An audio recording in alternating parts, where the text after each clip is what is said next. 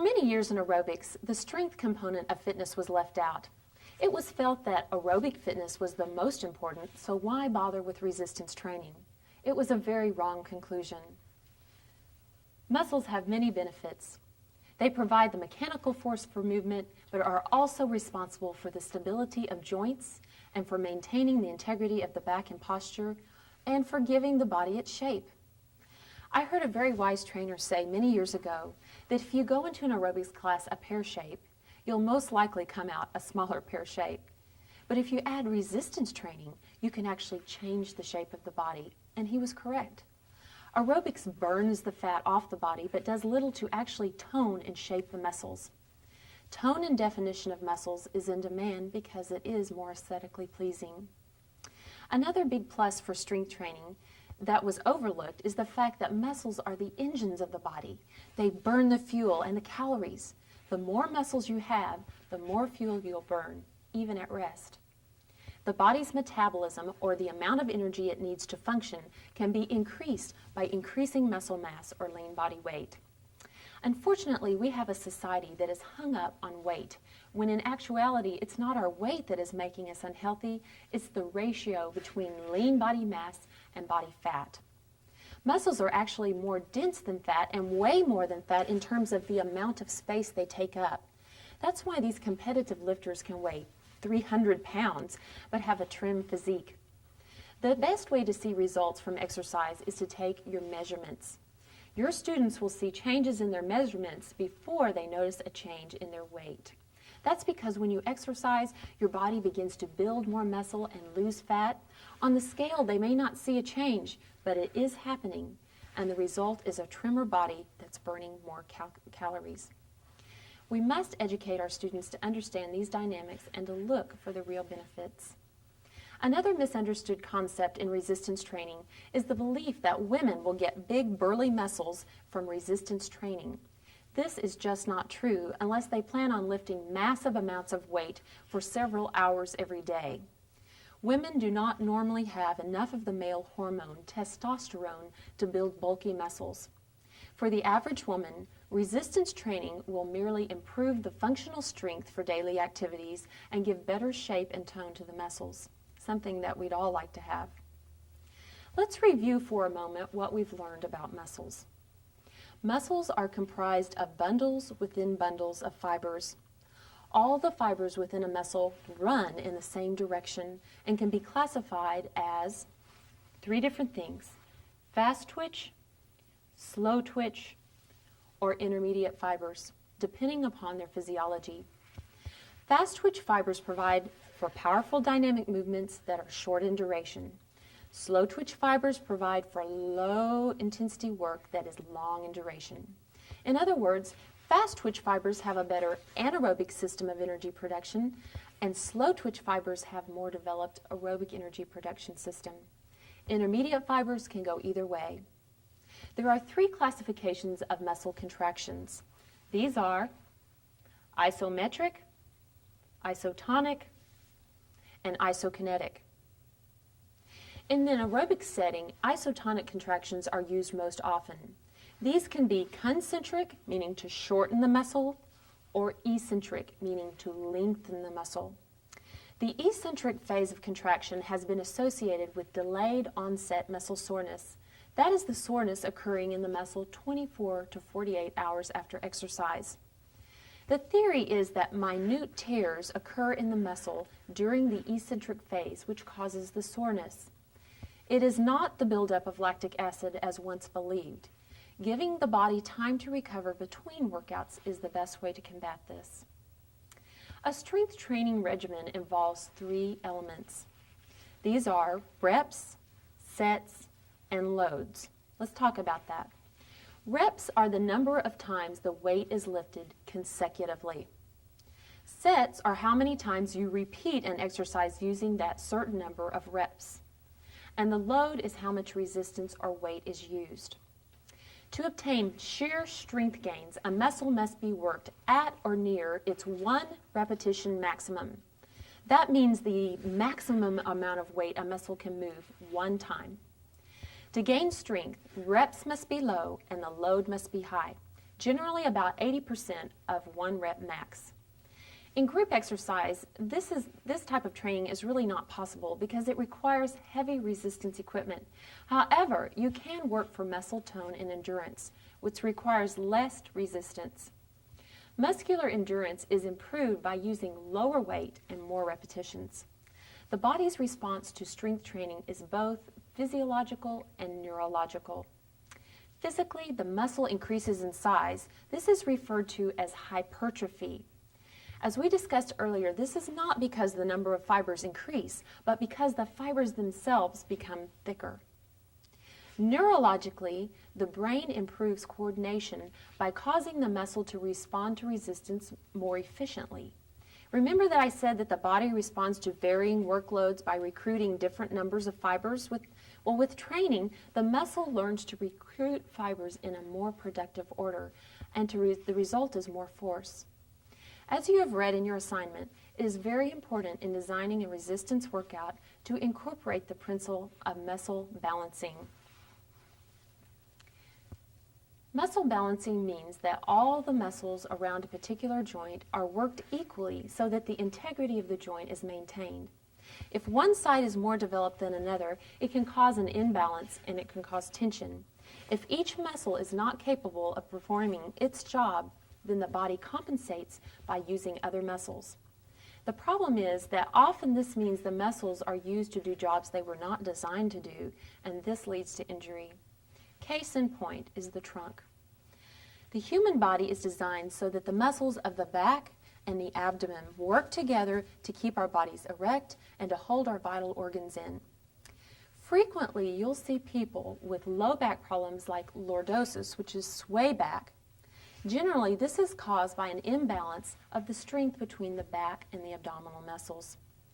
The abdominal muscles become weak, and often there's weight involved, which puts a strain on the back muscles and compromises the spine itself. To balance muscle work, you must be familiar with where they are and what they do. Take a moment now to review what I've just said, and when we come back, we'll take a look at each major muscle group and discuss movements and appropriate exercises for each. Welcome back.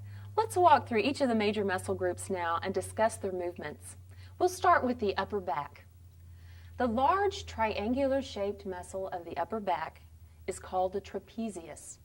The trapezius is the most superficial muscle of the upper back. That means it's the closest to the surface, and it has 3 sections: upper, middle, and lower.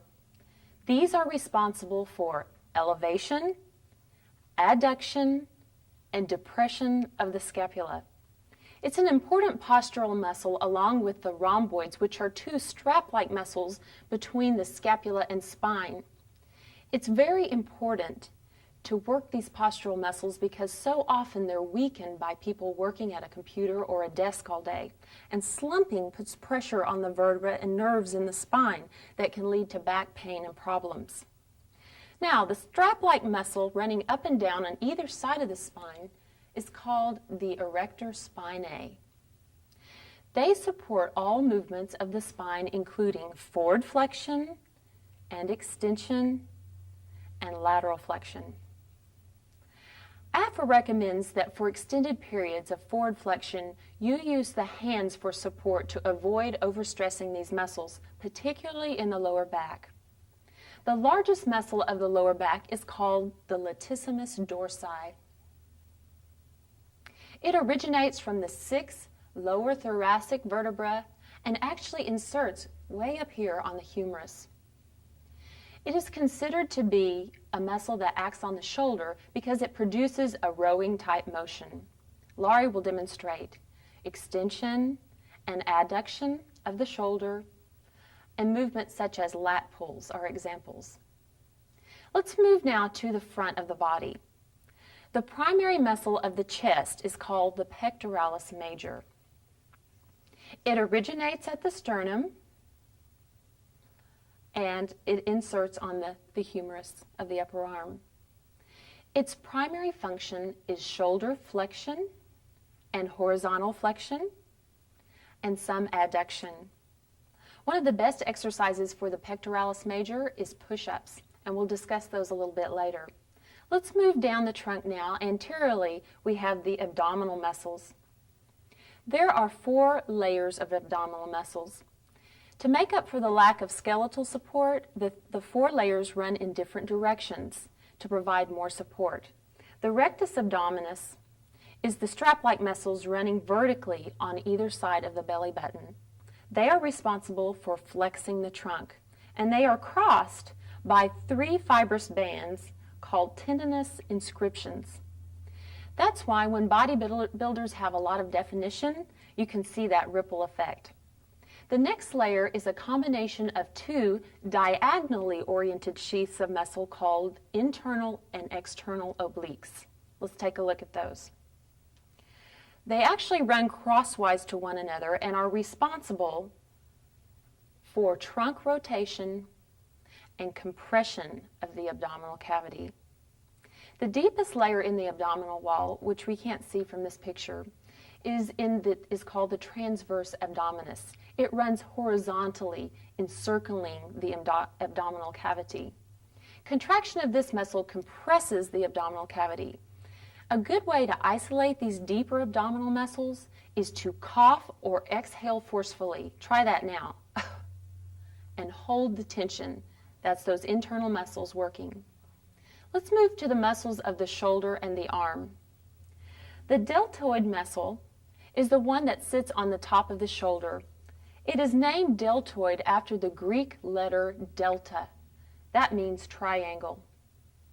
The deltoid is divided into 3 sections: the anterior, the medial, and the posterior. Each section has a different function. The anterior fibers flex the shoulder and upper arm. The medial fibers abduct the arm, and the posterior fibers extend the arm at the shoulder. There are also 4 muscles of the rotator cuff in the shoulder that we'll not get into specifically, except to say that they stabilize the head of the humerus in the shoulder joint itself and can be easily injured or inflamed due to overuse or insufficient warm-up. Take precautions to keep shoulder movements controlled and limit the time that your arms are in the air. Let's move down the arm now. On the anterior side, we have the biceps muscle. As I mentioned before, it's a 2-headed muscle which crosses both the shoulder and the elbow. That means it can affect movement at both of those joints. At the elbow, the biceps produce flexion, and at the shoulder, it also helps with flexion. The smaller muscles of the lower arm we'll not go into specifically, except to say that they help with flexion and extension of the wrist. Now, on the back side of the arm, the triceps of the upper arm perform elbow extension. Please keep in mind that in order to isolate this muscle, you must place the arm in a position to oppose gravity. That usually means extending the elbow beyond the body or raising arms overhead. And now to the muscles of the lower body. At the hip, you have a very deep line group, which we can't see from our pictures, called the iliopsoas group. The iliopsoas muscles originate from the lumbar vertebra, which are the low vertebrae in the back, and attach to the lower leg, to the femur. These are the powerful muscles that cause hip flexion. Now, on the reverse side of the hip, you have another powerful group of muscles called the gluteals. The gluteus maximus is the largest and most superficial of this group. Its movements include extension of the hip. They also help with outward rotation at the hip, abduction, and adduction. Now, underlying the gluteus maximus is the gluteus medius and minimus. They also help to abduct the femur and internally rotate the hip. The muscles that cause movement at the knee are the quads and the hamstrings. On the anterior side are the quad muscles. These are a combination of 4 muscles: the rectus femoris, the vastus medialis, intermedialis, and lateralis. They perform knee extension. Knee flexion, on the other hand, is produced by the hamstring muscles on the back side of the legs. These include the biceps femoris, semimembranosus, and semitendinosus. They also help with some rotation. There are 4 inner thigh muscles that adduct the femur. They are called the adductor minimus, longus, brevis, and magnus. You can call them just the adductor muscles. These work to place, you must place the body though in the proper position to work these muscles so that they are opposing gravity. If you try to adduct the leg from a standing position, it's actually an eccentric contraction of the abductor muscles. Muscles of the lower leg include the gastrocnemius. It's the most superficial of the lower leg muscles, also referred to as the calf. It is responsible for plantar flexion, along with its helper muscle called the soleus, which is right directly underneath the gastrocnemius. On the shin side of the lower leg, which we can't see from this picture, the primary mover is the anterior tibialis. It's responsible for dorsiflexion or lifting the toes. Tension in this muscle can lead to shin splints, so stretching is a very good idea. Now, to achieve a training effect from strength exercises, you must consider 3 things: the speed, isolation, and resistance of the exercise. Let's talk about speed first. The biggest enemy of resistance training is momentum. There must be controlled movement through the range of motion in order for it to fully work every fiber in the muscle. Momentum can also cause injury because uncontrolled movements, especially those employing resistance, can create undue stress in the joint capsule and connective tissues.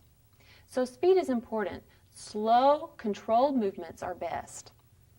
Isolation means to find the movement and position which specifically overloads the muscle of choice, like extending the elbow to isolate the triceps.